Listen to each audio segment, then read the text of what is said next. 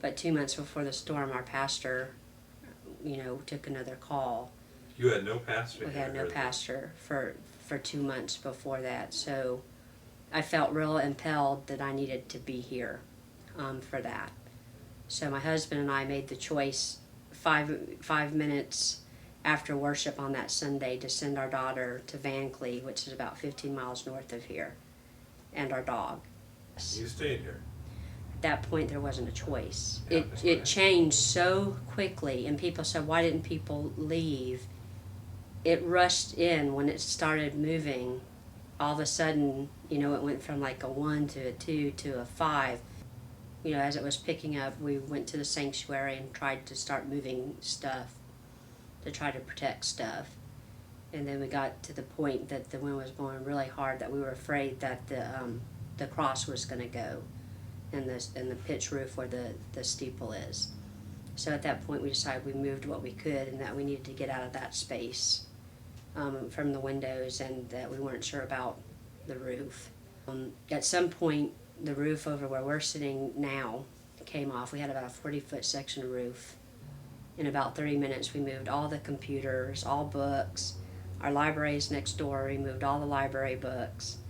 The gentleman took about a year to set up our network, and we dismantled it in about 15 minutes. The water was just funneling in here, so for a good 6 hours we literally pulled 55-gallon drums with water out that indoor. At a certain point we decided that it was fruitless, so we ended up sandbagging down on this end of the hall to try to keep water from going in towards the narthex.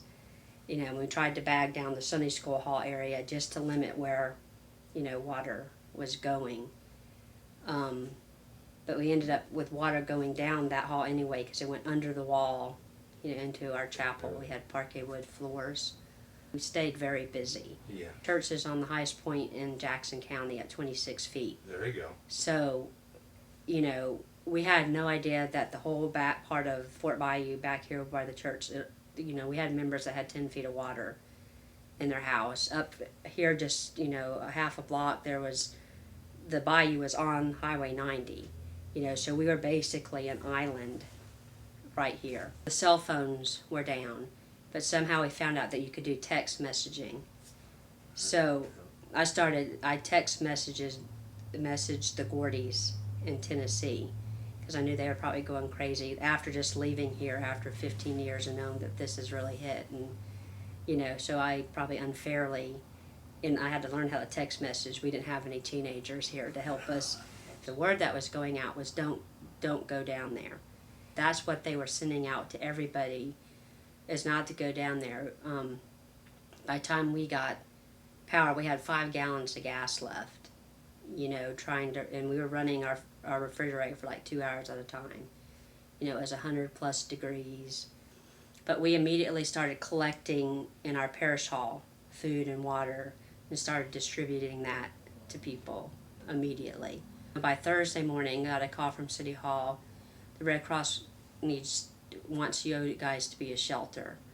So I went down to City Hall and talked to him and said, well, sure, no problem. I knew I didn't have to ask anybody because that's just what we do here. So we were a Red Cross shelter for 2 months. Plus, immediately after the storm, we started sending out trucks with stuff, and we had parishioners drive through neighborhoods with supplies. We set up an emergency in both Gold Park Estates and St. Andrews, who I said got really flooded. There were people who couldn't get out of the neighborhood for weeks, because they lost not only their homes but any vehicle that they had. So we set up satellite medical clinics and supply areas. We were hitting all the nursing homes. We were supplying the hospital with food and water. But we immediately just started getting stuff from all over the country. The word just got out. So that's kind of how we got started.